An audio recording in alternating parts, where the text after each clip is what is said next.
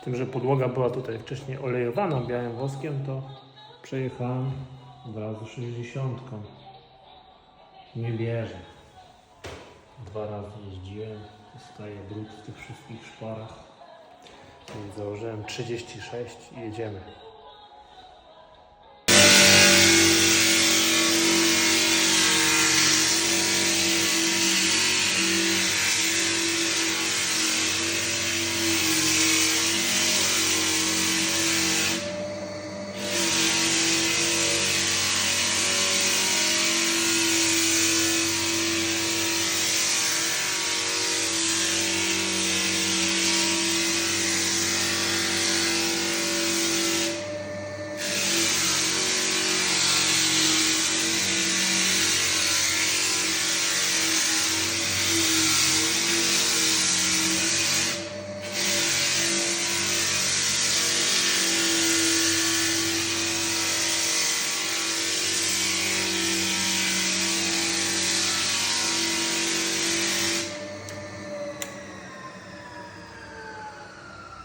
Nie będzie lekko.